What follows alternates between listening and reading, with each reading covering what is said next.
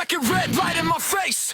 All these sharp words cutting through the space. Got scars on my tongue from the truths I've tasted. Spent a whole damn life feeling underrated. Now I crack my neck, let the venom talk. Every raw thought like a cinder block. If it sinks, if it swims, if it kills, if it saves, I'm done being quiet, I'm done being sane. Drago Ivan podcast. Drago Ivan podcast. Drago Ivan podcast. Drago Ivan podcast.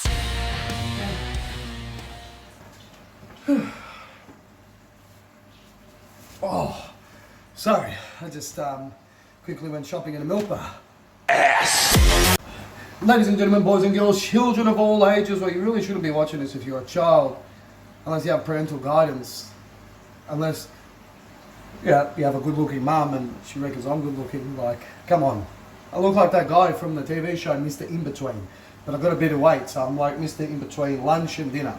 But yes, my name is Drago Ivan. I'm a stand-up comedian based in the western suburbs of Melbourne. See over there? See that fucking dragon shirt? Yeah, I'm pointing that. Perfect.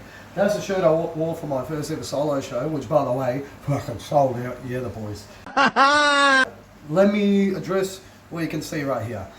I sliced my hand open.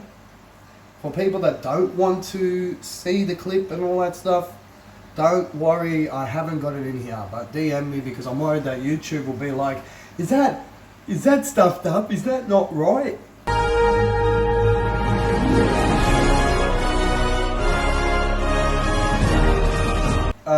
Yeah, it's not right. Also, I finally live alone. Hear that? I finally live alone and I injured my dominant hand. It's horrible, man. It feels like Elmo's touching you. Now, it's horrible as well trying to learn how to go to the toilet with your left. Yeah, because my left is not my dominant hand whatsoever. And the matter of the fact that I nearly fingered my own ass 3 times and I was just taking a piss. Come on, cuz. Come on, cuz. It's Milani. Yeah? What the fuck? Talking about cuz. Holy crap. Lunar New Year. Shout out to Mr. fucking Mighty Man. Make sure to follow him, man. You win. Alright, he may be loud and rambunctious and doesn't know how to hold a conversation because he wants to bring his jokes out, but everyone's been there. Everyone's been there. Hey, you fucking been there.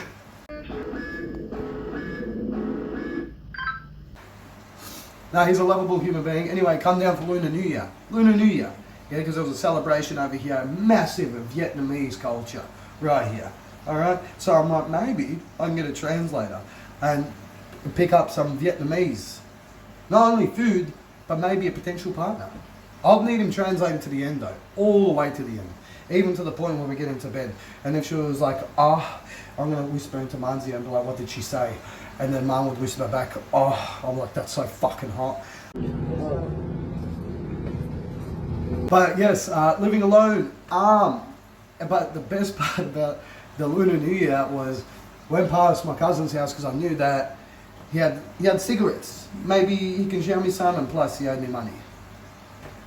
Because I gave him cigarettes beforehand. Gave cigarettes beforehand. Just ciggies. Normal ciggies. Anyway, we walk over there and then I end up finding the individual that slapped my dog and slapped me and then did a runner and took some of the stuff from my house. So I decided to go, maybe I should talk to this individual. He got his ass cooked. And after one good solid push, it's with this injured hand by the way, but I had a different cast because I took off the cast, couldn't be fucked waiting for the hospital. I really couldn't. Yeah? The first day, alright, we'll get to that. We'll get to the hospital. Anyway, we got separated and Auntie runs out. She's like, I'm gonna call the police. I'm gonna call the police. But before we got separated, yeah, my cousin didn't even say hello or nothing to me. My blood cousin decided to run inside of his house, alert his cousin. Yeah, there's so many fucking cousins. Alert his cousin and mum. Then I'm fucking someone up. But it was 2 houses down. And it was just a push. And then he tried to swing a bat at me.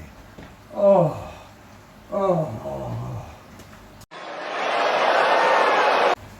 Oh. Ooh. Oh man, I'm really doing good. I'm really doing good in comedy.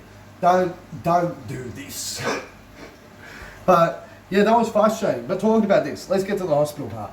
So how this happened is me punching a window. Without any context, I had to get something that was inside of the house.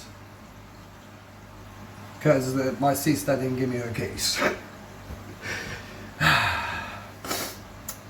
Good old Drago, huh? Let me in. Anyway, so I go to the hospital, sliced, I'm wearing a singlet as it is, and I already look questionable. I think I still had the chain, but the best part is they were like, oh, we'll see you in half an hour. 4.5 hours later, cuz. Oh my God. Get this. I'm there sitting around. I'm already 48 hours up because I had a bit of a weekend, a bit of a dance, a bit of a party. So I'm asking, maybe, can I have like a coffee to keep me up? They're like, no, you'll probably have to fast, so no eating or drinking. Okay. I go to doze off to get a nap. No, sorry. No sleeping because of the blood loss. I'm like, what the fuck is this? Anyway, 4.5 hours later, this guy comes up, checks my hand, and he's like, we haven't looked at the x-rays because I'll be examined by the other doctor and all this wonderful stuff. Yeah. He decides, here we go, we're going to clean up. This is how I knew they had no clue what the fuck to do. Shout out to Sunshine Hospital. They had no clue what the fuck to do when he's taken off my pre-existent wrap that I've put on there, and he's gone, oh. I'm like, you shouldn't have that reaction as a nurse cuts. And I just noticed, see, the light is reflecting my head. I look like Avatar, the airbender. Anyway, so after he's taken that all off, he's like, we're going to just clean it up and cast it. Cleans it up, cast it. Get this. Returns not even 10 minutes later with a proper stride. I'm like, sweet, I'm going to get out here soon. He's like, we've just looked at the x-rays. We're going to have to take off that cast and then go for your skin to grab the glass out of your body.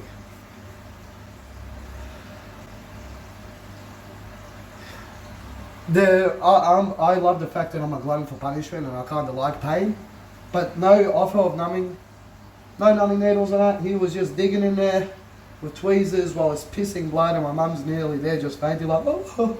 Now he's going on a full path. Waiting 4.5 hours. Then he comes up, he's like, are you guys allergic to anything? I just said Ibex. And he's like, alright, we're going to write you up a script.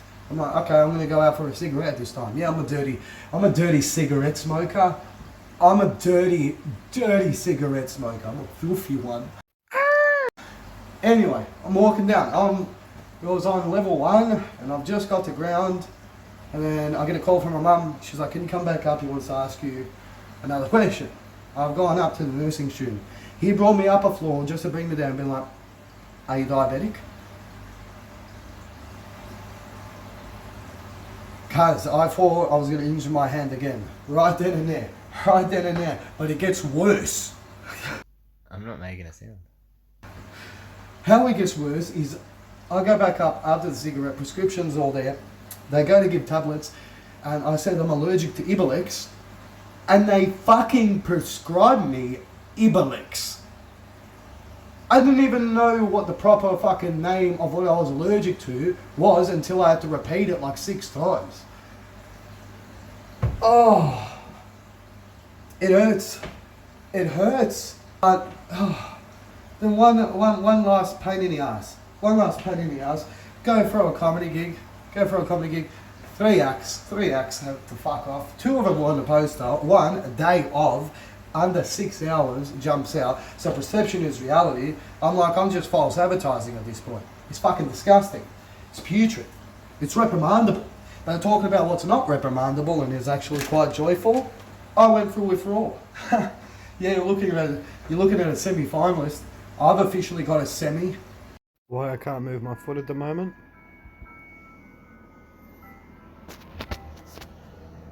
I forgot the most important part. Love the dip, have a sip. This episode proudly sponsored by my neighbour's fridge. Brawl was fantastic. I've got my semi-final coming up at the Morris house. 14th of March. So make sure to come down and support me. Support me. And all of this. See my tropical fish tank that's over there? There. I have to do a water change soon. And lucky I'm inside, man. This is way too warm. Way too warm. I don't like the warm. If it goes over 20 degrees, I have trouble sleeping because I know that it's the perfect time to go out in the bed. Not many people in this. No, I'm just kidding. I just can't because it gets too warm for me. Like even now, I want to take off my singlet, but I don't want to, like, because it senses this, and it's just too much editing, man. So not only with Raw, but I've ended up being a wild card, heading straight into the grand final for Warwick Kappa's and Tony Mark's podcast T-Wiz. It's like a comedy competition. I don't know the grand final date to that whatsoever, but what I do know is that we're looking absolutely fantastic leading up to the Craftsman Comedy Fiestiva, loaded with a whole bunch of shows. Make sure to follow at Comedy Melb. It's fucking magnificent. Or at Melb Comedy. Melbourne. Comedy Melb? Help? And then I was thinking maybe t-shirt ideas. It's like Stone Cold Steve Autism. If you're down with that, give me a help, yeah? I don't know.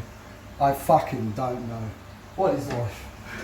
I always say that because it puts a smile on my face. Like everyone, just go, ooh, and you instantly smile. Anyway, and then the best part is, I have to say thank you so much to all of the fantastic support I've had with whatever I'm just chucking your way. Like with putting out music, which is a big help to some apps, with me writing down all the lyrics, all the rhythm, how I would want it to be, and then it doing good. There's like 3 different genres that I'm like, I should post them up of each different song, but I can't. Holy shit, I'm sweating.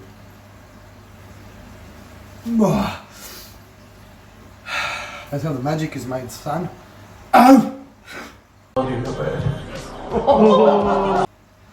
And then, the funny one. I'll leave you with this story. Just a quick update. I'll leave you with this story. Make sure to grab a sip for this. So November 19th, I ended up getting fired from my job for breaking a confidentiality agreement with the company. Speaking out on one of my mates that ended up getting fired. But they used a different company's footage and a different building's footage to reprimand him. So I, particularly in this case, stuck it up for him and did a fair work statement. Which leads to the firing, but later on, it was only 2 days ago, I'd say. 2 days ago, get told I have to get a separation certificate. A separation certificate. I'm like, what, for my mum and dad? Because they've been separated ages, I think. No, they're like, no, not that. Not a divorce certificate.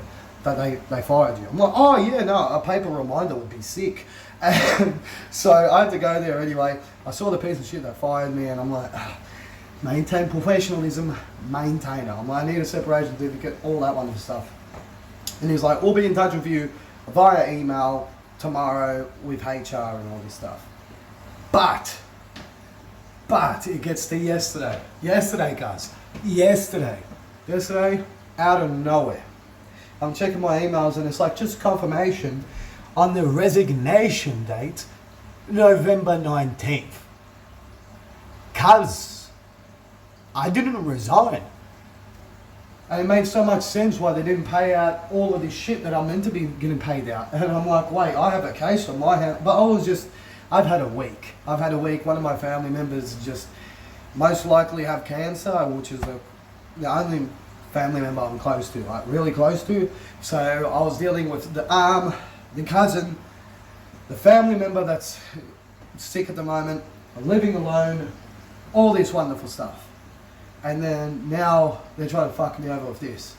So I went over to Melbourne Central and I may have called up the office and saying, I really want to see Daniel because I don't think there's times for words anymore because he wants to screw me over.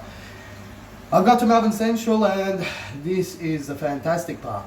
That's where I used to work, Melbourne Central. Get this. He locked himself in the office and called the cops on me. And the cops ended up calling me. But the best part is, I answer the phone, no word of a lie, they said, Drago, is that you? I'm like, who the fuck is calling now? Because I've been in a bit of mischievous situations. He's like, oh, it's Constable such and such, Melbourne East Police Station. I'm like, and he's like, I remember seeing your name because we used to hand over footage with reports and all this stuff. And I told him what happened, how I got stuffed over and all this. Oh, which by the way, get this. So I went to the other building that gave him the footage to reprimand my friend and actually fire him and ask, did they give permission to do so? And they had no clue. So guess who's going to see you in court, my friend? Ooh! And all this emotional damage, guess what? It's going to go straight into a comedy club. Straight into a comedy club. I'm going to make a nice comedy club, just a nice one. You know, like a above average comedy club. But anyway, I've been Drago Ivan. This has been 15 fucking minutes. Make sure to follow me at Real Drago Ivan on Instagram. Make sure to like my music and all that. I'm still trying to work out how to make a Spotify account to upload music. Don't know how, but anyway, I think I forgot eggs or something from the milk bar. So I'm going to have to go back over there. In the meantime, this has been the Drago Ivan podcast, and I'm going to dip.